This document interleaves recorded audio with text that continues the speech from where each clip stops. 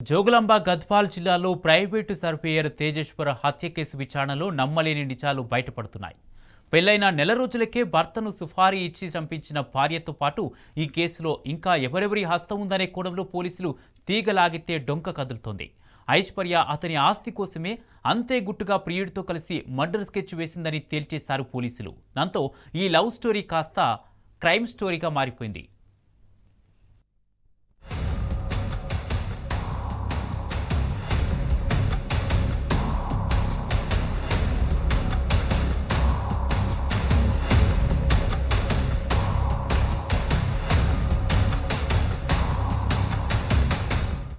జోగులాంబ గద్వాల జిల్లాలో తేజేశ్వర్ మర్డర్ కేసులో తాజాగా సంచలన విషయాలు వెలుగులోకి వస్తున్నాయి. పోలీసుల దర్యాప్తులో విస్తుపోయే నిజాలు తెలుస్తున్నాయి. తేజేశ్వర్ హత్యకు ఐశ్వర్య, బ్యాంక్ మేనేజర్ తిరుమలరావు ఇద్దరూ కలిసి ప్లాన్ చేశారు. మర్డర్ ప్లాన్ లో కీలకంగా వ్యవహరించింది ఐశ్వర్య. హత్యకు డ్రైవర్ నగేష్ తో పాటు మరో ఇద్దరు పరశురాం, రాజుతో బేరం కుదుర్చుకున్నాడు తిరుమలరావు. తేజేశ్వర్ ప్రతి మూమెంట్ ను ట్రాక్ చేయడానికి బైక్ కి జీపీఎస్ అమర్చింది ఐశ్వర్య. ఎక్కడెక్కడ తిరుగుతున్నాడు, ఎక్కడైతే మర్డర్ సులభం అవుతుందని కదలికలు ట్రాక్ చేశారు. హత్య ప్లాన్ చేసినప్పటి నుండి తిరుమలరావుతో ప్రతి అంశం షేర్ చేసింది ఐశ్వర్య. జీపీఎస్ ప్లాన్ వర్కౌట్ కాకపోవడంతో సర్వే పేరుతో తేజేశ్వర్ ను కారులో ఎక్కించుకొని చంపాలని పథకం రచించారు. సుపారీ మర్డర్ ప్లాన్ కుదిరినప్పటి నుండి పలుమార్లు గద్వాల్లో తేజేశ్వర్ పై నిఘా పెట్టి రెక్కి నిర్వహించారు నిందితులు.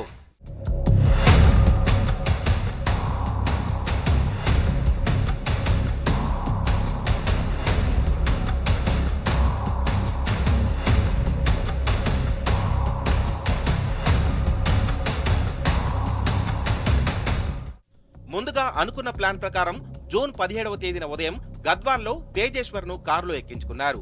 కారు ముందు సీటులో కూర్చున్న తేజేశ్వర్ ను వెనక నుండి పరశురాం, రాజు బలంగా పట్టుకుని గొంతు కోశారు. అదే సమయంలో డ్రైవింగ్ చేస్తున్న నగేష్ తేజేశ్వర్ ను కత్తితో పొడిచాడు.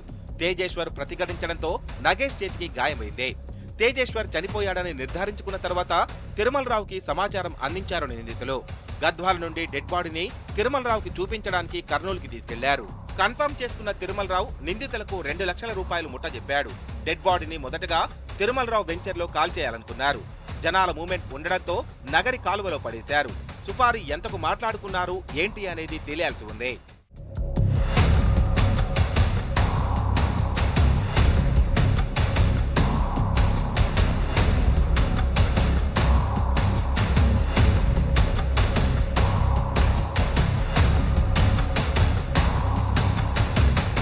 ఇదిలా ఉంటే బయటకు పని మీద వెళ్లిన తేజేశ్వర్ రాకపోవడంతో జూన్ 18వ తేదీన అన్న తేజవర్ధన్ గద్వాల్ టౌన్ లో ఫిర్యాదు చేశాడు.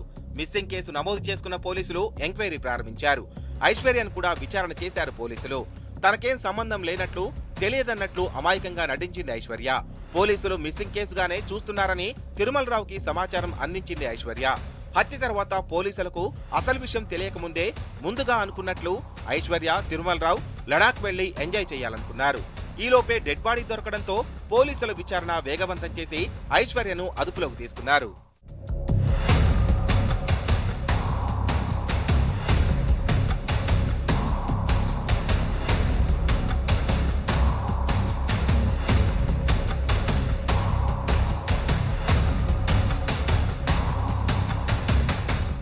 ఈ మొత్తం వ్యవహారంలో తిరుమలరావు దొరికితే మరిన్ని విషయాలు బయటకు వస్తాయి. తిరుమలరావు మొదటగా తన భార్యను హత్య చేసి ఐశ్వర్యను పెళ్లి చేసుకోవాలనుకున్నాడు.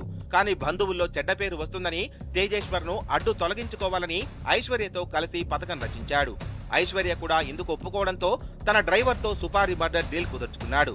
పోలీసులు 4 బృందాలుగా విడిపోయి తిరుమలరావు కోసం గాలిస్తున్నారు. ఐశ్వర్య చెప్తున్న విషయాలకు జరిగిన దానికి పొంతనలేకపోవడంతో హత్య కేసులో తిరుమలరావు కీలకంగా మారాడు. ఈ కేసు రాష్ట్ర వ్యాప్తంగా సంచలనం సృష్టించడంతో పోలీసులు ప్రతిష్టాత్మకంగా తీసుకొని అన్ని కోణాల్లో విచారణ చేస్తున్నారు.